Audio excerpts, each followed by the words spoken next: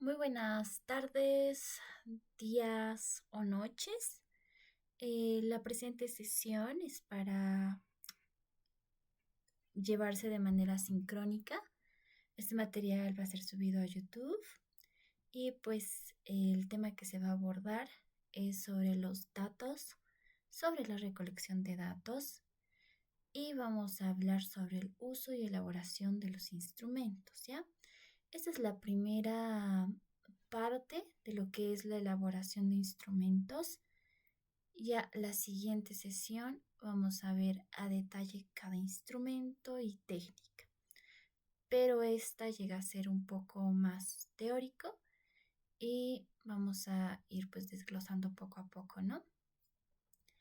Bueno, para eso, bienvenidas y bienvenidos a este material. Para empezar, vamos a ir recordando qué hemos construido hasta el momento, ¿ya? Hasta el momento hemos logrado construir todo esto. Tenemos hasta nuestro muestreo, nuestro tamaño de muestra, tenemos nuestra población, ya hemos definido todo esto hasta las anteriores sesiones. Ahora, ¿qué nos toca realizar? Nos toca definir qué métodos de investigación vamos a usar, qué técnicas vamos a usar y qué instrumentos de investigación vamos a usar, ¿no? Esto es importante. ¿Por qué? Porque en esta etapa, ya que hemos definido la cantidad de personas, en qué lugar, ahora vamos a ver qué tipo de instrumento o qué tipo de datos vamos a recolectar de nuestra población o de nuestra muestra, ¿ya? Para eso, antes de empezar, es importante mencionar y hacer una diferenciación, ¿no? ¿De qué es una recolección de datos? Para eso vamos a definir o vamos a recordar esto que llega a ser esencial para la investigación. ¿Qué es un dato? ¿Qué es la información? ¿Y qué es el conocimiento? Alguna vez lo habíamos visto, ¿no? En aquí les tengo algunas nuevas definiciones. Pero recordemos que la diferencia entre estos tres principalmente radica en el cuánto nosotros como sujetos, nos acercamos hacia el objeto de estudio. ¿Qué grado de procesamiento o sistematización nosotros hacemos de nuestro objeto de estudio? Aquí pueden ver, por ejemplo, una persona, en este caso ustedes, que llegan a ser el sujeto y el objeto que llegan a ser sus objetos de estudios, que pueden ser las variables, ¿no? Entonces, a más profundidad ustedes conozcan su objeto de estudio, va a ser la diferencia, ¿no? Entonces, empecemos por definir qué es el dato. El dato, como dice aquí, es una información preprimaria y se refiere específicamente al registro, recolección o medida del objeto, ¿no? Esto usualmente no tiene contexto, no tiene significado, solamente son como datos al azar y estos se recolectan a través de instrumentos o herramientas. Un ejemplo de esto viene a ser, nosotros somos el sujeto, está nuestro objeto que llega a ser la manzana. Nosotros vamos a empezar a sacar datos. Agarramos un instrumento o una herramienta que puede ser una regla, puede ser una lupa y vamos a empezar a medir. Y en esto vamos a obtener, no sé, mide 10 centímetros. Entonces, nuestro primer dato es 10 centímetros. Color rojo. Una hoja. El volumen llega a ser, no sé, 5 centímetros cuadrados. O ancho, alto. Entonces empezamos a identificar ciertos datos como el color, el tamaño, el ancho, la altura, el volumen, incluso el mismo material, la composición. Todos estos datos empiezan como que nosotros a registrarlo, ¿no? Así. No tienen significado, no sabemos qué se entiende por eso, simplemente los estamos registrando. Entonces, nosotros ahorita estamos entrando a eso, ¿no? a solamente registrar lo que nos vayan a dar, ¿ya? Entonces, esta etapa es la que estamos nosotros trabajando. Después de eso pasamos a la información. Ahora, con información nos referimos a el significado, bueno, es decir, sí, el significado que nosotros le damos a ese dato. Y podemos tener distintos tipos de información, ¿no? Que está en información primaria, secundaria, informaciones terciarias igual. Y esta información se refiere a aquello que ya tiene un sentido, que ya nosotros logramos comprender lo que habíamos obtenido. Un ejemplo de esto es nuestra manzana, ya teníamos todo eso. Entonces nosotros ahí le damos un significado, decimos, oh, ya, el hecho de que esta manzana tenga esta anchura, este volumen, este color, nosotros inferimos que es una manzana roja de tamaño grande, ¿no? Entonces le damos un significado, esos datos que estaban al azar, botados, ¿no? Nosotros empezamos a darle un significado, ¿ok? Y eso es lo que nosotros vamos a hacer, ¿no? Después de que nosotros tengamos los datos, vamos a darle un significado a esos datos con una interpretación propia. Después ya tenemos lo que llega a ser el conocimiento. El conocimiento es diferente, ¿no? Deme un momentito.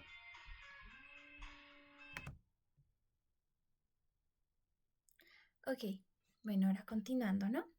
Entonces tenemos que el conocimiento es diferente, ¿no? El conocimiento ya llega a ser algo más procesado, más sistematizado, ¿no? Nosotros le empezamos a dar un sentido a toda esa información. Le hemos dado, digamos, hemos logrado comprender, más o menos definir, ¿no? Hemos inferido, pero a partir de eso nosotros construimos algo. Esto ya es una mirada más crítica. Y como dice aquí, este llega a depender mucho del individuo o de la comunidad. Es un referente, ¿no? Ahora, el conocimiento, lo que nosotros hacemos es que toda esa información que hemos obtenido, nosotros pensarlo, procesarlo, comprenderlo, evaluarlo y a partir de eso empezar a crear, ¿no? Empezamos a aplicarlo a la vida diaria, hacer una comparación con la vida cotidiana, empezar a sugerir ciertas cuestiones, empezar a clasificar. Es un proceso en nuestra mente el conocimiento, ¿no? No solamente es repetir, ¿no? Aquí ya es más aplicativo, ¿no? Es darle un sentido a todo lo que se ha obtenido. Entonces, con una investigación, hay investigaciones en las que simplemente damos la información, pero el fin máximo, como alguna vez se los mencionaba de la investigación, es generar conocimiento. No solamente aquel que se repita, sino aquel que nosotros podamos sugerir nuevas propuestas, nuevos elementos que no se han considerado antes, ¿no? Entonces, como vemos, hemos llegado desde lo más básico, de solamente desde lo empírico, ver nuestro objeto, a poderlo interpretar y después de interpretarlo, generar algo con eso, ¿no? Es lo que pasa mucho en la educación, ¿no?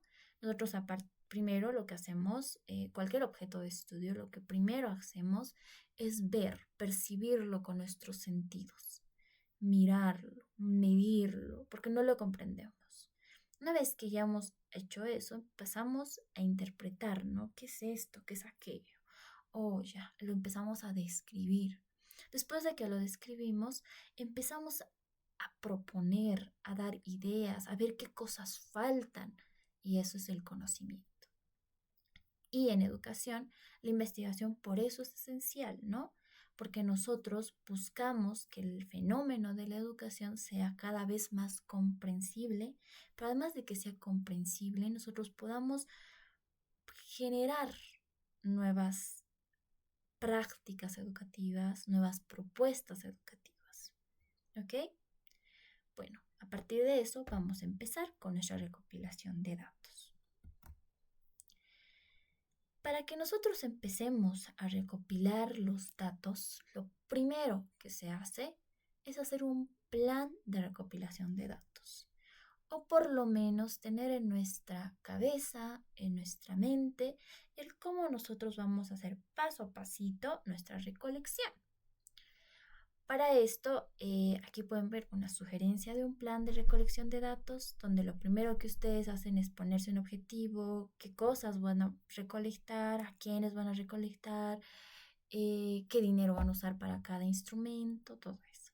En esta etapa es donde ustedes pueden agregar a sus anexos un cronograma de actividades y un presupuesto, ¿no? Que va de acuerdo a su recolección de datos, que usualmente en una investigación que lleva a ser muy grande, sí o sí debe contener, o si es que nosotros queremos proponer una investigación a una institución, sí o sí debería tener un cronograma y un presupuesto. Para eso aquí les dejo dos ejemplos de qué podrían aplicar, ¿no? En el cronograma podrían usar el diagrama de Gantt, que es como por etapas, van graficando con colores, con fechas, en qué tiempos van a recopilar, digamos, los datos, en qué tiempos van a establecer los objetivos, en qué tiempo van a entrar a la institución y así sucesivamente. Después tenemos el presupuesto, ¿no? Aquí pueden ver, ¿no? En el presupuesto recuerden que alguna vez habíamos hablado en algunas partes de nuestra investigación los recursos que vamos a usar, recursos materiales, recursos humanos, recursos institucionales y hay otro tipo, ¿no? De recursos. Eso tiene mucha relación con lo que nosotros anteriormente habíamos visto, con lo que es de la accesibilidad que nosotros tenemos al campo, además del presupuesto, ¿no? Pero eso ustedes ya lo han definido. Esto es más cuando ustedes hacen una propuesta, ¿no? Y en su, por ejemplo, tesis debería de estar para que cumplir con ciertos cronogramas, ¿no? Una vez que ustedes ya tengan en su cabeza, por lo menos, cómo van a llevar a cabo la recolección de datos, empiezan con esto, ¿no? Que es importante. ¿Cómo voy a recopilar los datos? ¿Ya? Para esto hay dos caminos que nosotros podemos seguir, ¿ya? Uno es que nosotros construyamos nuestro propio instrumento. Y el otro camino es usar un instrumento que ya se ha construido, que ya lo han elaborado. Solamente agarro y simplemente lo aplico. En cambio, en el otro tengo que hacer una serie de pasos para que yo pueda tener un instrumento y ese instrumento recién aplicarlo, ¿ya? Estos dos llegan a ser importantes, pero en este caso para nuestra materia, van a ver ahorita, ¿no? Que construir un instrumento conlleva un tiempo prolongado, ¿no? Además de ciertos recursos, ¿no? Más recursos económicos, recursos de tiempo, lo cual llega a ser un poco más amplio. Ahorita lo vamos a ver paso a paso, ¿no? Entonces, en este caso, para nosotros lo recomendable, considerando el poco tiempo que tenemos, es que usen un instrumento ya construido. Pero, sea cual sea el caso, ustedes tienen ciertos aspectos que considerar, ¿ya? Para eso nosotros vamos a entender a continuación cómo se elabora un instrumento, paso a paso, para que nosotros también sepamos identificar aquellos instrumentos que nos vayan a servir, que no sea cualquier cosa, ¿no? No vamos a agarrar un instrumento X y pues simplemente aplicarlo, no, no, no. Entonces aquí vamos a decidir nosotros un instrumento, pero que veamos que esté realmente construido adecuadamente. Entonces a continuación vamos a ver el paso a paso. Bueno, entonces vamos a interpretar y vamos a hacer paso a paso lo que nos menciona Sampieri, ¿no? ¿Cómo nosotros construimos un instrumento? ¿Ya? Pero antes de que nosotros podamos definir, ¿cómo voy a construir mi instrumento? Es importante considerar que depende mucho del tipo de investigación, del enfoque de investigación, del diseño que estemos usando, ¿ya? Para esto, nuestro enfoque de investigación en este semestre llega a ser el enfoque cuantitativo. Para el enfoque cuantitativo hay algo muy esencial en sus instrumentos. Y es que nosotros buscamos con sus instrumentos que medir. ¿Pero qué es medir? es asignar números, símbolos o valores a cierto objeto o en este caso cierto fenómeno y así lo hacemos medible. Pero eso es más que todo en el enfoque de que es un objeto, ¿no? Algo que es concreto, ¿no? A diferencia de nosotros, por ejemplo, empezamos a medir cosas que son un poco más abstractas. Y es ahí cuando nosotros ya no usamos como tal eso, ¿no? De darle número, sino más bien tratamos de convertir aquello abstracto en algo concreto, ¿no? Algo que se pueda ver y observar. Por ejemplo, la atención, ¿no? Llega a ser algo abstracto, pero nosotros ¿cómo lo podemos ver? ¿Cómo lo podemos observar desde la práctica? ¿Cómo lo podemos tocar, ver? La atención. Entonces nosotros ahí empezamos a pensar, ¿no? Decimos, ok, la atención lo puedo medir, por ejemplo, cuánto una persona está, cuánto tiempo está leyendo sin mirar otro lado, digamos. Entonces, algo que llega a ser abstracto, ustedes lo tienen que concretizar, ¿ya? Es muy diferente un objeto que ya es un poco más sencillo para esas asignaturas o ciencias donde es más, sus objetos de estudio llegan a ser cosas concretas de la realidad, como por ejemplo, no sé, un metal, una herramienta, un meteorito, un planeta, cosas que se pueden tocar y ver, ¿no? Esas usamos, ¿no? Esto darle un número, una simbología, ¿no? A diferencia de nosotros, que en este caso trabajamos los de educación, los de psicología, las áreas humanas, con cosas más abstractas. Entonces nosotros aquí para nuestro proceso de medir, lo que buscamos es convertir aquí abstracto en algo concreto. Y para eso nosotros vamos a construir un instrumento, vamos a buscar un instrumento ya construido, ¿ya? Para eso, a continuación les voy a explicar qué pasos nosotros vamos a seguir para hacer esto. Empezamos con el primer paso, que dice redefiniciones fundamentales. ¿A qué se refiere con esto, no? Nos referimos a que en este punto nosotros vamos a recordar nuestro objetivo de estudio, nuestro objetivo, nuestras variables. Entonces aquí empezamos a pensar y recordar, oh, ¿cuál era mi objetivo? ¿Qué quería recopilar? ¿Qué quiero recopilar? ¿A quiénes les quiero recopilar estos datos? Eso tiene mucho que ver con lo que anteriormente habíamos visto, ¿no? Nuestro plan de recopilación de datos. Empezamos a ver toda nuestra investigación y nos preguntamos qué es lo que realmente quiero recopilar, a quiénes quiero recopilar, cuánto dinero voy a usar para recopilar, en qué tiempos voy a recopilar. Para eso usamos nuestro plan. Lo que también otra herramienta que podemos usar para esta parte de las redefiniciones fundamentales es lo que llega a ser nuestro cuadro de consistencia, que en algún momento se los había enseñado, ¿no? Este cuadro de consistencia hace una relación entre los objetivos, las preguntas, las hipótesis y por último los instrumentos y técnicas. Entonces, a partir de eso ustedes pueden definir qué van a medir, dónde lo van a medir y cómo lo van a medir, ¿ya? Una vez que ustedes ya han pensado en esas redefiniciones fundamentales, pasamos al paso 2, que es la revisión enfocada de la literatura en instrumentos pertinentes. Esto tiene que ver mucho con lo que habíamos hecho, ¿no? En la operacionalización, ¿no? Nosotros hemos puesto un concepto, ¿no? Un concepto conceptual y un concepto operacional. Nuestro concepto operacional habíamos buscado algunos instrumentos. Entonces, en esta etapa lo que nosotros hacemos es buscar instrumentos que midan nuestra variable. Podemos buscar en la literatura, empezamos a buscar marcos teóricos y una vez que nosotros encontremos esos instrumentos, los agarramos y empezamos a identificar cuáles nos sirven y cuáles no nos sirven, ¿ya? Esto es importante por una razón, porque si es que ustedes no van a construir, les va a permitir elegir un instrumento adecuado y si es que lo van a construir, van a guiarse, ¿no? Van a ver cómo otros lo han elaborado y a partir de eso ustedes elaborar el suyo propio. Y para esto, en caso de que ustedes elaboren un instrumento desde cero, y los instrumentos que se han elaborado sí o sí deben contener, es una operacionalización de variables.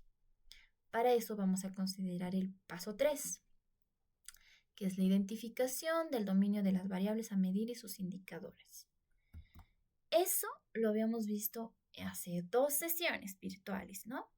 ¿Cómo se operacionaliza una variable? Aquí está un ejemplo. En caso de que se les olvide, ¿no? Está de aquí a anteriores 2 sesiones y en ahí se les muestra una tablita de cómo llenarlo. Y habíamos realizado una práctica, ¿no? Sobre esto.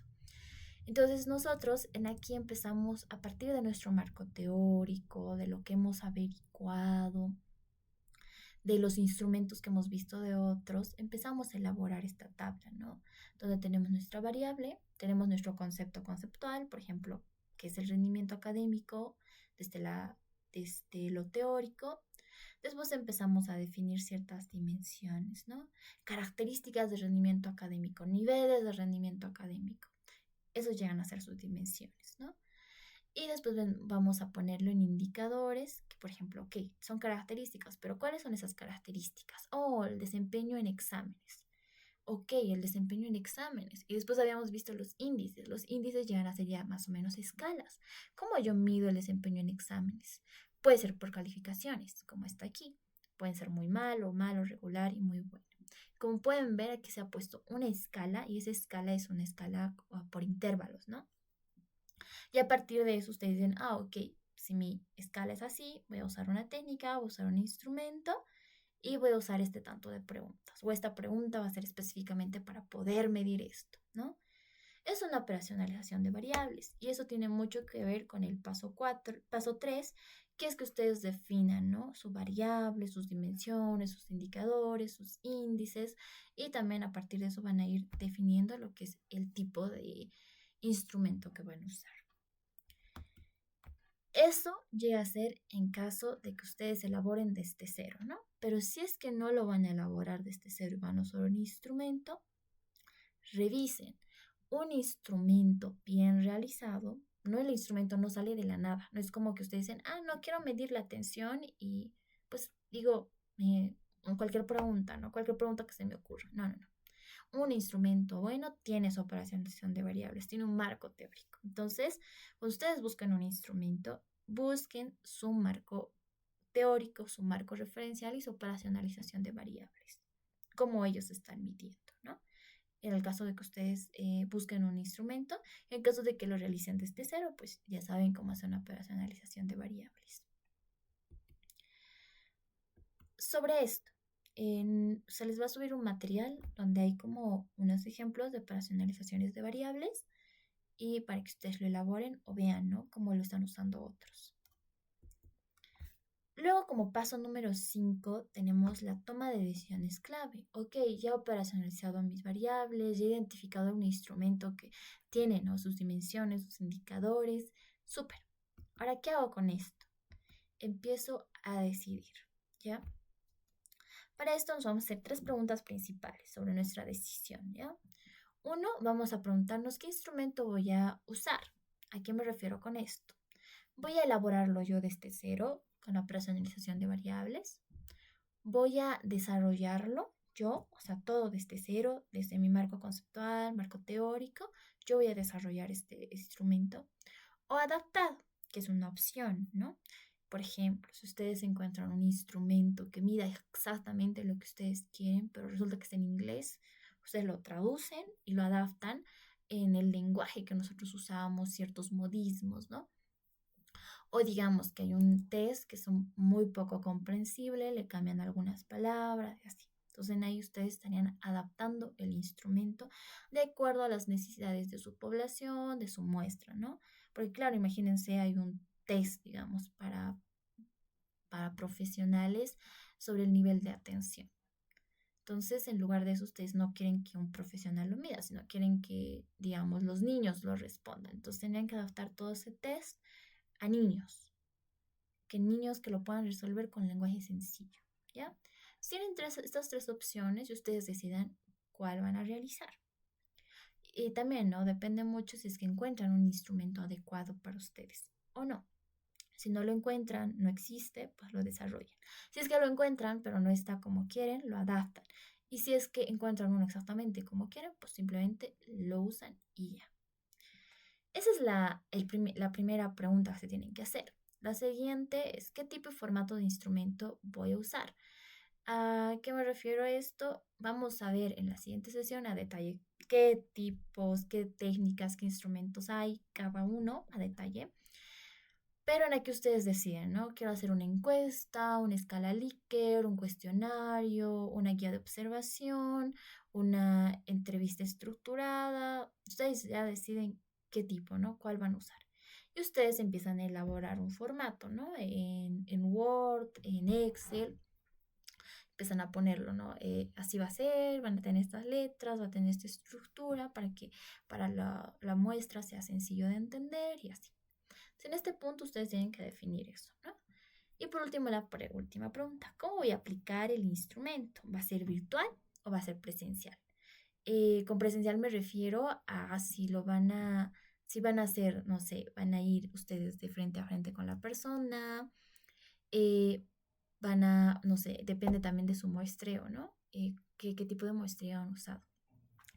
Pueden ir a las aulas y van a sacar, digamos, personas de por ahí, o van a ir frente a cada uno, o en el virtual, ¿no? Lo van a aplicar, simplemente van a enviar un formulario, van a usar Google Meet y van a hacer una reunión pequeña. Ya depende de ustedes, en la que ustedes ya tienen que decir, oh, ya, ahora ya sé que voy a usar uno que ya está hecho, ya sé que va a ser una encuesta, ahora le voy a enviar solamente el formulario a los estudiantes y ya. En estas decisiones claves ustedes definan estos tres puntos esenciales, ¿no? Y ahora pasamos al paso 5, ¿ya? Este es uno de los puntos un poco más amplio. ¿Por qué? Ustedes ya, digamos que ya han construido su instrumento, ya han elegido un instrumento. Entonces, para eso es importante considerar dos aspectos esenciales de cualquier instrumento, ¿ya?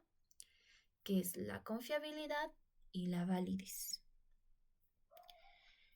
Vamos a desglosar paso a paso en qué consiste cada uno, ¿ya? Entonces, primero vamos a hablar sobre la confiabilidad.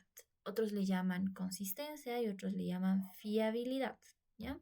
Sampieri le dice confiabilidad, pero se refiere principalmente, como dice aquí, a una consistencia del instrumento. Es decir, con confiabilidad nos referimos a que nuestro instrumento mide lo mismo, pero en distintos tiempos, ¿ya? Como dice aquí también, es el grado de precisión o la aplicación del mismo instrumento en un individuo o en grupos, pero que tengan resultados iguales. ¿A qué me refiero con esto? ¿Ya? Cuando decimos que un instrumento es confiable, nos referimos, vamos a usar un ejemplo. Por ejemplo, usualmente nosotros hemos construido instrumentos de medición, ¿no? Por ejemplo, una regla, y en el ejemplo que les voy a dar, por ejemplo, una pesa, ¿no? Una pesa, esas donde miden el peso del pollo, el peso de las verduras. Entonces, nuestro instrumento llega a ser como tal la pesa, ¿no? Entonces, lo que nosotros vemos con confiabilidad es si este instrumento que yo voy a usar después de una hora va a seguir midiendo lo mismo. Por ejemplo, pongo aquí mi instrumento, pongo mi pollo, dice ahorita que mide 3 kilos. Súper. Pasa una hora, tiene que volver a decir que mide 3 kilos. ¿Por qué? Porque el instrumento es confiable, es decir, que por más que pase tiempo o por más que este mismo instrumento lo lleve hasta la China, Estados Unidos o en lugares distintos, siga midiendo lo mismo. ¿Ya? No tiene que haber mucha variabilidad, ¿ya? Ahora esto en el contexto de la educación, por ejemplo, ustedes véanlo como en un examen, por ejemplo. si yo aplico un examen, digamos, a mis estudiantes, ahora, una hora antes, después pasa una hora después y tiene los mismos resultados, llega a ser confiable. Es un poco difícil para la educación, no lo voy a negar, tener instrumentos, por ejemplo, de examen, de test, así, que sean 100% confiables. ¿Por qué? Porque hay muchas cosas o muchos factores que llegan a afectar al individuo. No sé, por ejemplo, la primera hora el estudiante tenía una motivación y de acuerdo a eso ha respondido a las preguntas y ha dado ciertos resultados. Después de 2 horas le he dado el mismo examen en el mismo curso, sin embargo su nivel de motivación ha disminuido. Entonces va a haber una diferenciación, ¿no? Entonces eh, no va a ser tan exacto, ¿no? Ahora, para eso, en el campo de educación, de la psicología, es algo difícil llegar a la confiabilidad del 100%, ¿ya? Pero hay un margen de confiabilidad, ¿ok? Ahora, para esto, nosotros, para determinar si un instrumento es confiable o no es confiable, usamos ciertas cuestiones estadísticas. Como pueden ver aquí, tenemos dos principales, que es calcular el ETM, que es el error estándar de medida, o el coeficiente de confiabilidad, que esos dos, ¿no? Ambos tienen cierto rango que es del 0 a 1, pero hay una diferencia, ¿no? Entonces, esto nosotros, la confiabilidad lo podemos medir con estadística, ¿ya? Y lo han debido ver, existe el coeficiente de confiabilidad y hay muchos coeficientes de confiabilidad, a continuación los vamos a ver, pero recuerden eso, ¿no? La confiabilidad o qué tan confiable es un instrumento se define porque ese instrumento de los mismos resultados en distintos tiempos, con los mismos sujetos, en distintos lugares, ¿no? Distintos grupos, de los mismos resultados. Claro, ¿no? No nos sirve de nada una pesa que después de aquí a una hora no mida lo mismo. Nuestro instrumento no puede volverse a aplicar y por lo tanto no es confiable. Entonces, para eso, vamos a ver a continuación algo un poco interesante, pero también pesado. Vamos a hablar sobre las variables, ¿ya? Alguna vez les había mencionado que no solamente existen las variables de investigación que habíamos visto, que llegan a ser variables intervinientes, dependientes, independientes, sino en este caso, por ejemplo, también hay variables cualitativas y cuantitativas, y en este caso hay variables según las escalas de medición. Recuerdan que hace rato les mostraba una operacionalización de variables donde se determinaban, ¿no?, ciertas escalas, ¿no?, de cómo lo vamos a medir. Pues estas tienen un nombre, ¿no? Cada variable tiene un nombre. En este caso, vamos a ver aquí las escalas de medición que existen: la nominal, la ordinal, la por intervalo, por razón, discretas y continuas. Esas llegan a ser nuestras escalas de medición. Y en aquí hay unas diferencias, ¿no? Recuerden que la nominal nos referimos a aquellos que solo tienen como un nombre o son como teóricas, ¿ya? Y además no tienen como tal un orden, una jerarquía. En cambio, la ordinal sí tienen una jerarquía, digamos, bajo, medio, alto, ¿no? El intervalo ustedes han debido ver, ¿no? Intervalos de 0 a 5, de 5 a 10, de 15 a 20, así. Luego tenemos de razón, que a diferencia del de intervalo, en el intervalo no se considera el cero, ¿ya? O sea, es decir, el intervalo sí o sí tiene que haber de 1 a 5, por ejemplo. Tiene que la variable presentarse sí o sí, pero con un intervalo. En cambio, las de razón pueden no presentarse, ¿ya? Entonces ahí consideran un intervalo con 0. Ahora las discretas y continuas, consideramos que las discretas son aquellos números enteros, no decimales, y las continuas son decimales, ¿no? 0,253, así. Todas son nuestras escalas, ¿no? Y a partir de eso tenemos tipos de variables. Por ejemplo, dentro de la nominal tenemos la categórica, que como pueden ver ahí llegan a ser, por ejemplo, el sexo, ¿no? Sexo femenino, masculino, puedo decir. Profesión, ¿no? En mi cuestionario o en mi encuesta está, profesión va a ser profesor, ingeniero, médico, así. Entonces en aquí llegan a ser como categorías, ¿no? Ciertos nombres, ¿no? En nuestro cuestionario. Y estas categorías van a ver que después les vamos a asignar un valor, porque estamos usando enfoque cuantitativo. Entonces vamos a usar estadística para el análisis. Entonces les vamos a asignar un valor numérico. Ujú. Eh, para esto es importante, ¿no? Que ustedes sepan diferenciar estos, porque a partir de esto ustedes definen qué tipo de confiabilidad van a usar. Después tenemos las variables dicotómicas, que llegan a ser respuestas de sí, no, correcto, incorrecto, error, presente, ausente, así. Solo son dos categorías, blanco o negro, nada más. Ahora la categórica ordenada es esto, ¿no? Lo que les decía, bajo nivel, alto nivel, medio nivel, 1, 2, 3, puede ser. Entonces en aquí ya tiene un orden.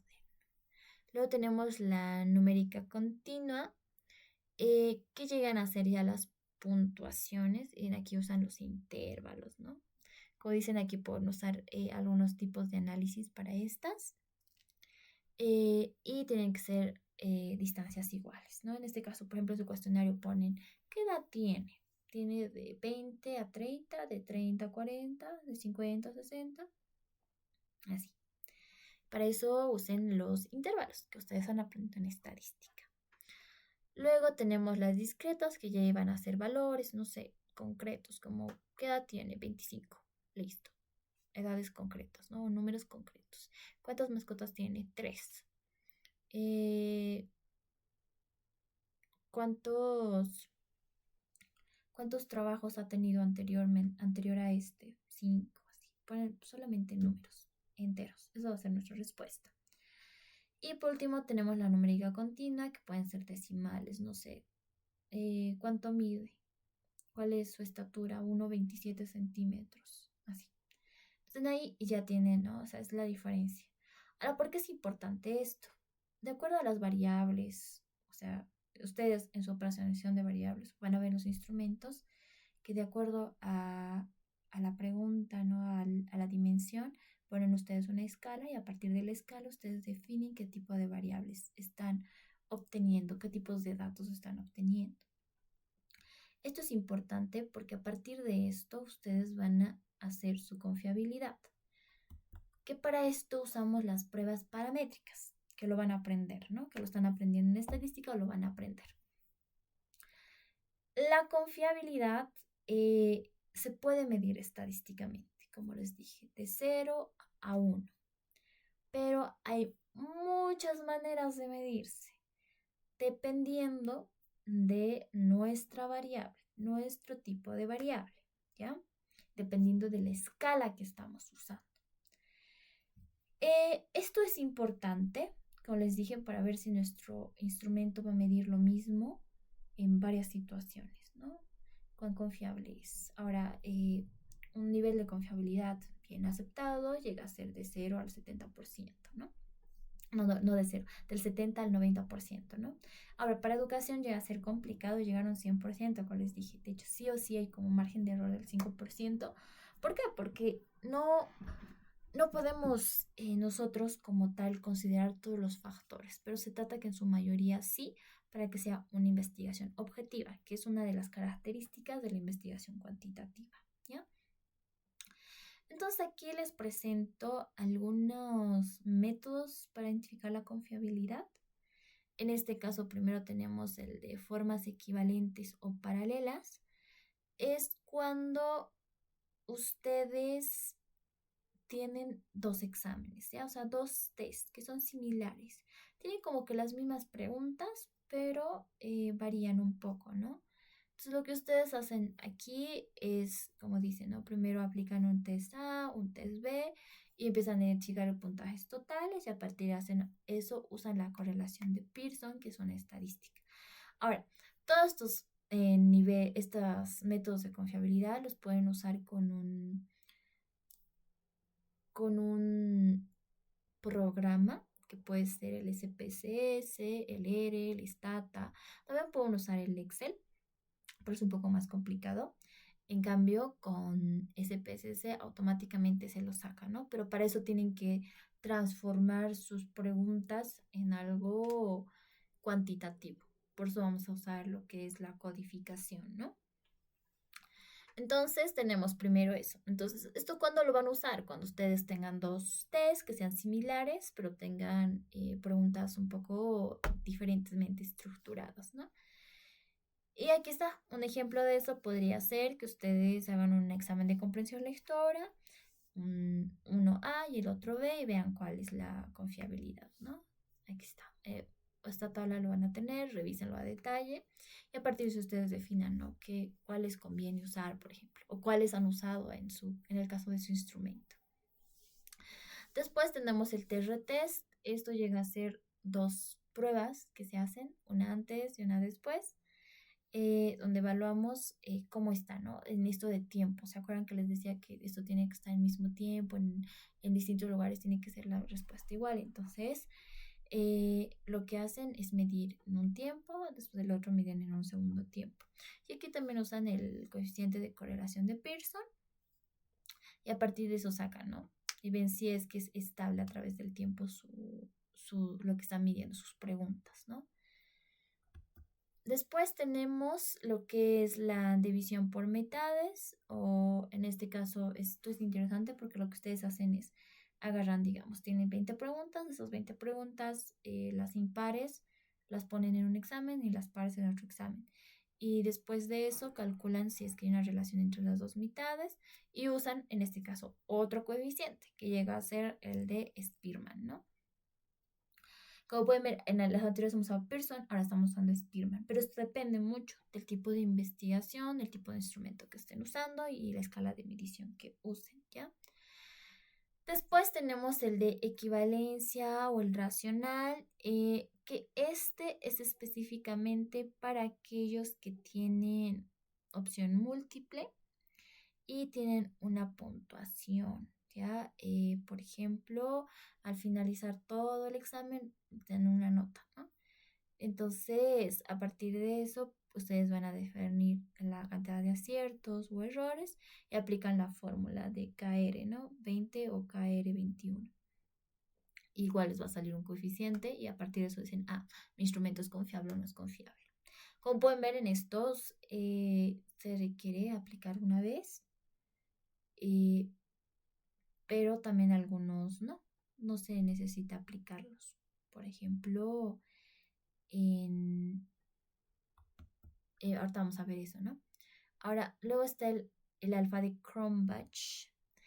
Esta es interesante porque a veces no se necesita aplicar el alfa de Cronbach. Lo que hacen ustedes es simplemente agarrar todo, ¿no? Y sacar ese coeficiente a través de datos estadísticos. Y por último tenemos el error estándar de medida. Y esto es interesante porque para esto sí no se necesita aplicar, ¿ya? Sí se saca directamente. Como dice aquí, usualmente se usa para los tests que tienen una puntuación. ¿Ok? A partir de esto, ustedes definen qué método les conviene para decir que su instrumento es confiable.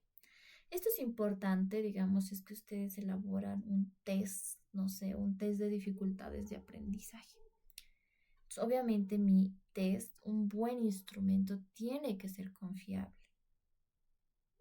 Entonces ustedes a partir de todo lo que anterior que ya habíamos mencionado, sacan, ¿no? Esto y lo justifican, ¿no? Este instrumento tiene un nivel de confiabilidad del 88%, ¿no? De 0.88 según el coeficiente de Cronbach, de alfa de Cronbach. Así, ¿no? Entonces, esta tablita ustedes lo van a tener en las diapositivas. Úsenlas en el caso de que se animen a elaborar su propio instrumento, ¿ya? Pero como pueden ver, lleva un poco de tiempo porque ustedes tienen que procesar todos sus datos, los tienen que volver estadísticos y después recién sacar, ¿no? Su confiabilidad. Y esto tiene mucho que ver también con la correlación. Van a ver que muchos de lo que estamos usando aquí lo podemos volver a usar para hacer lo que es el análisis de datos en la correlación, ¿no? En la correlación de variables, la variable atención y la variable, digamos, comprensión lectora. ¿Qué relación hay entre las dos? Es algo similar. Usan los mismos coeficientes de correlación. Algunos se llaman coeficientes de correlación o coeficientes de confiabilidad. También lo pueden usar para los dos casos, ¿no? Entonces, eso. Esto sería en cuanto a la confiabilidad. Es más estadístico. Ahora tenemos lo que es un resumen de cuándo usamos cada uno. En este caso aquí pueden ver, por ejemplo, eso no es algo muy importante, ¿no?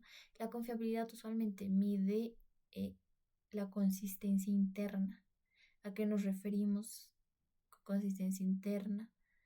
Que no necesita mucho de lo exterior, o sea, que otras personas lo critiquen, lo miren, nada de esto, solamente a través de la estadística, a través de sus preguntas, automáticamente se ve si es consistente y si es que a través del tiempo o en distintos lugares puede dar los mismos resultados. Aquí están un resumen de los que habíamos visto, qué tipos de variable pueden usar y cuál es el objetivo de cada una, ¿no? De acuerdo a eso, ustedes definen cuál es más adecuado. En este caso, el que usualmente usan es el alfa de Cronbach para el correlacional. Eso igual lo van a usar para el análisis de datos, ¿ya? Recuerden, este es un respaldo para su instrumento, de ver que es confiable. Ahora tenemos lo que es la validez, ¿ya? ¿Qué es la validez?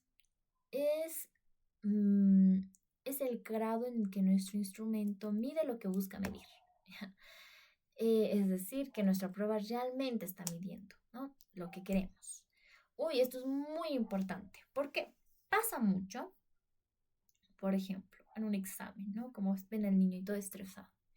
Supongamos que yo digo, con mi examen voy a evaluar el pensamiento crítico de mis estudiantes.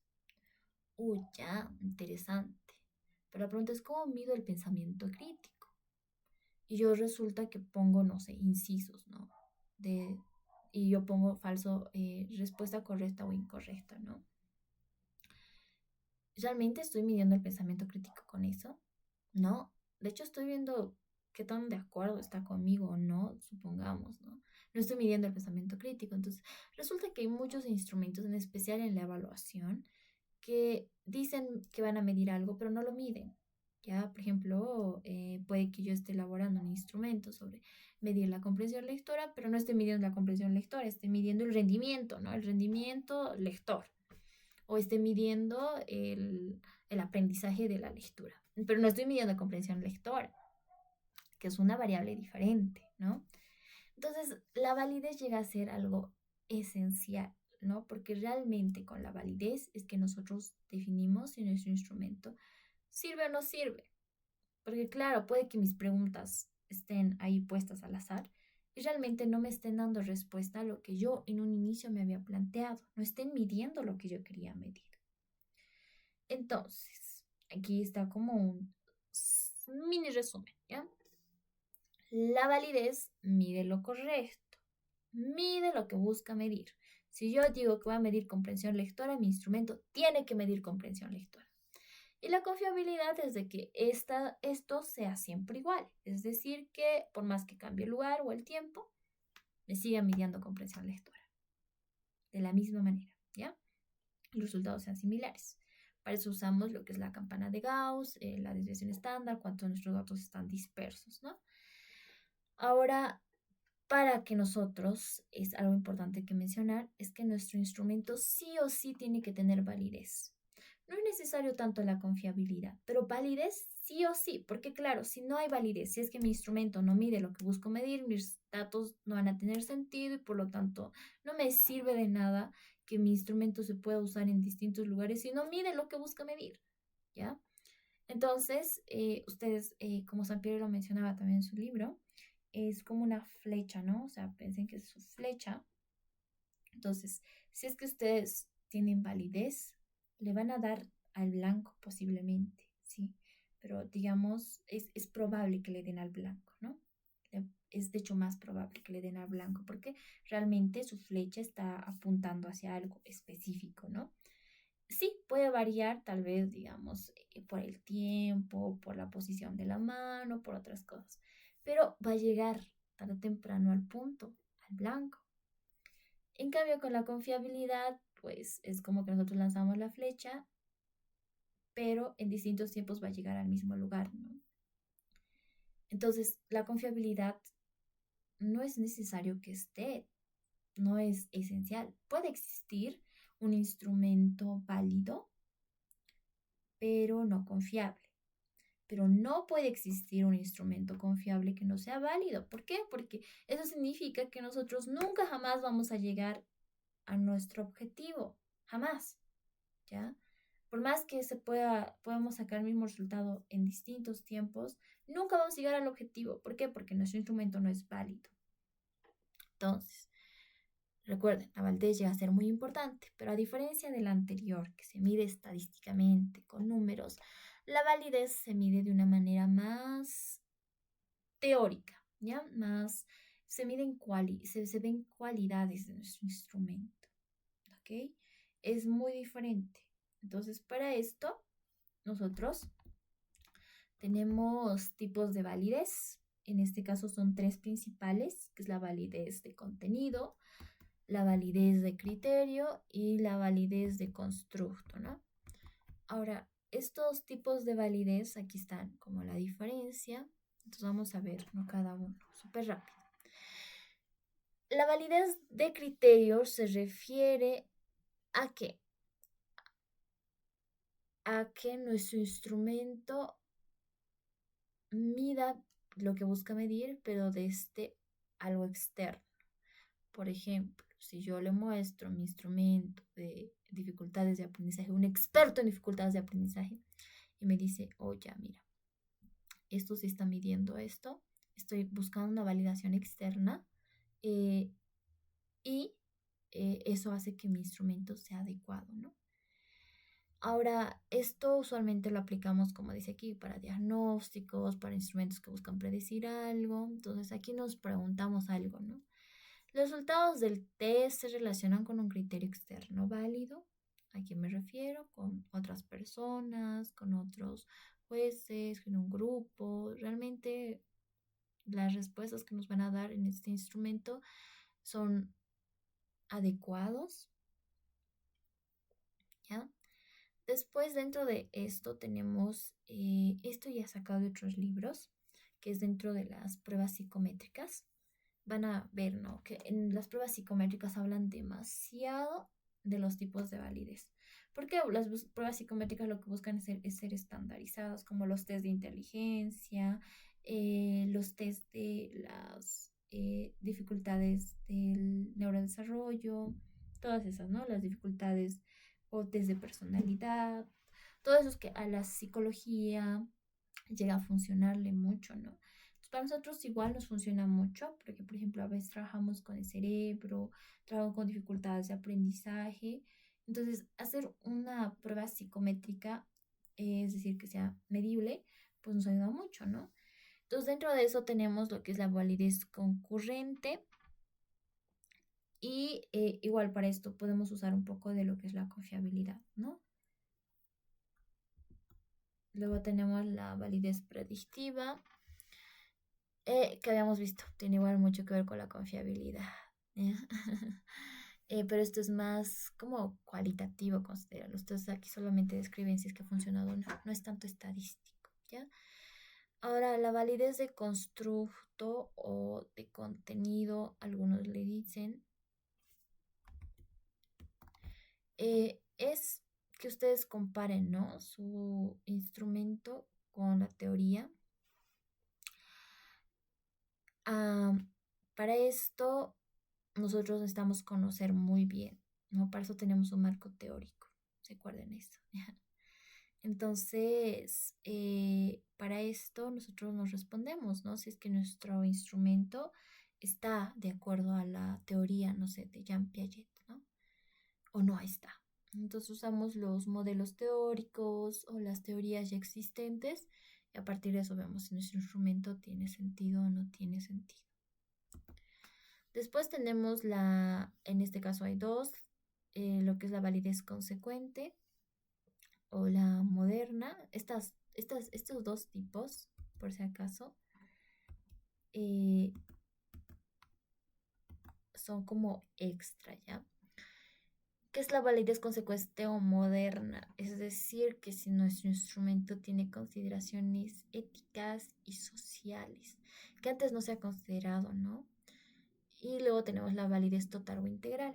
Uy, no, esto significa que para que nuestro instrumento realmente esté bien realizado, nosotros no solamente hemos hecho una validez de contenido, no hemos hecho solo una validez de constructo o una validez de criterio.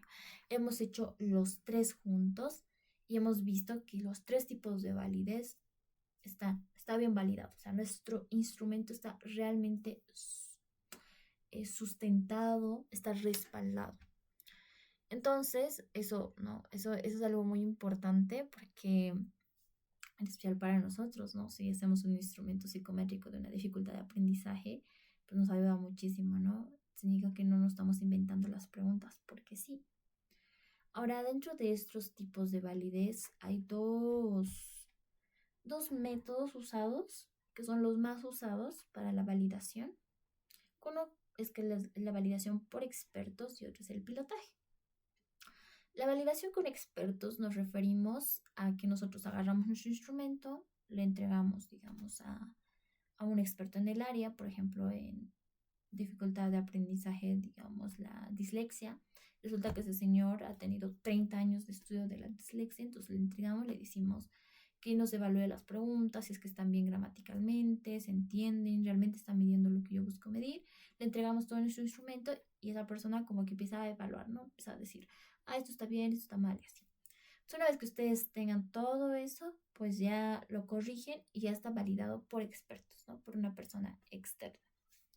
Y la otra manera es el pilotaje. En esta, ustedes lo que hacen es aplicar su instrumento con un grupo reducido de personas. Ese grupo reducido de personas les aplican su instrumento y ven si es que realmente responden lo que ustedes querían que responda o no. Si es que han entendido la pregunta, no han entendido. Entonces, todo esto nos ayuda a que nuestro instrumento cada vez sea mejor, ¿no? Ahora retomemos con los pasos que nos menciona Sampieri, ¿no? Ya que sabemos la diferencia, ¿no? Dice el siguiente paso es la prueba piloto, ¿no? Como les mencioné, esto tiene mucho que ver con la validación, ¿no? Entonces, la validación y la confiabilidad es después de que hemos construido nuestro instrumento. Y mientras un instrumento tenga más tipos de validación y tenga un buen coeficiente de confiabilidad, pues es un instrumento mucho mejor, ¿no? Al momento de que ustedes busquen sus instrumentos, encárguense de eso, ¿no? Vean, saquen ese dato, ¿no? Digan, ok, estamos usando el instrumento de, no sé, el instrumento de Gesell, ¿no? En ese instrumento hemos identificado que su nivel de confianza o su coeficiente de confianza, de confiabilidad, es del 95%. Además, que tiene una validación teórica, tiene una validación teórica o por contenido, tiene una validación de constructo y una validación de criterio. Lo cual indica que ese instrumento es el más adecuado para nuestro trabajo de investigación. Eso. En el caso de que ustedes alguna vez se animen a elaborar un instrumento desde cero, pues igual tiene que tener sus criterios, ¿no?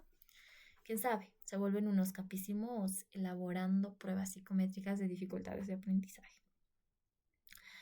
Luego, después de eso tenemos el 7, que es la elaboración final del instrumento y es su procedimiento de aplicación. Aquí ustedes ya todos lo han validado, han sacado los expertos, el pilotaje, ya han corregido todos los errores, han visto qué preguntas daban, no daban, qué preguntas sacan, no sacan y elaboran finalmente su instrumento. Todo muy bien elaborado. Y empiezan a decir, ok, ahora vamos a aplicarlo como habíamos definido antes, ¿no? ¿Cuál era el procedimiento de aplicación? Voy a aplicar a 2 personas en este tiempo, cuánto tiempo, virtual, presencial. Ahora, en el caso de que tuvieran una investigación mucho más grande, ustedes tienen que entrenar, ¿no? Como evaluar, ¿no? Cómo aplicar su instrumento, cómo van a codificarlo y cómo se va a interpretar, ¿no? Hay que capacitar. En caso de que ustedes, no solamente ustedes realicen lo que es la recopilación de datos. Esto es muy importante eh, para investigaciones muy amplias. Un ejemplo de esos es el censo, porque se tiene una capacitación para que nos digan qué preguntas están bien realizadas, no bien realizadas, cómo vamos a interpretar los datos y así. Eso. Y luego como paso 9 tenemos obtener autorización. Esta parte es muy importante considerando la ética del investigador, ¿ya? Cuando nosotros aplicamos un instrumento a una institución, a una persona, tenemos que hacer una carta, ¿ya? La carta es una tiene que ser de confidencialidad y de anonimato, es decir, que nosotros no podemos pedir nombres. En un instrumento está prohibido pedir nombres, tiene que existir el anonimato. Entonces, porque nosotros lo que queremos son los datos, no como tal el nombre, no nos sirve de nada el nombre, nos sirven los datos que buscamos medir. Entonces, también la confidencialidad, es decir, que nuestros datos no se los vamos a dar o compartir a otra persona con otros fines, ¿no? Entonces hacemos esas cartas de confidencialidad, una carta de anonimato, también el permiso de la institución donde se explique, digamos, cómo lo van a aplicar. Eh, entonces, eso llega a ser desde el nivel ético. Un investigador debe dar a conocer que sus instrumentos están aplicando, por qué razones, dónde, cómo, cuándo, y si tenemos también una carta de consentimiento, ¿no? De la persona de que nos permita usar esos datos para una investigación. Nos permite nosotros encuestarlo. Entonces, eso es muy importante para una ética de un investigador, ¿no? Y por último, una vez que ya tengan los permisos, el consentimiento y hayan identificado la confidencialidad, el anonimato, administran el instrumento. Y con eso ya tienen los datos para pasar al análisis de datos, ¿ya? Ahora, todo esto ustedes lo tienen que verificar con el instrumento que ustedes elijan o con el instrumento que ustedes vayan a desarrollar. Entonces, pónganlo en práctica, decidan bien qué instrumento van a usar. Y ya nos estamos viendo la siguiente sesión. La siguiente sesión vamos a desglosar a detalle cada uno de los instrumentos, porque hay muchos instrumentos y muchas técnicas, ¿ya? Y cómo se deberían de elaborar, qué estructura tienen.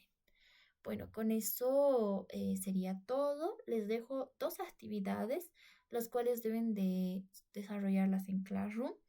Y eso sería todo hasta la próxima sesión. Igual tienen el tiempo para desarrollar las actividades hasta la próxima sesión, que llega a ser el viernes de manera presencial. Eso sería todo. Muchas gracias por atender este video, por ver este material.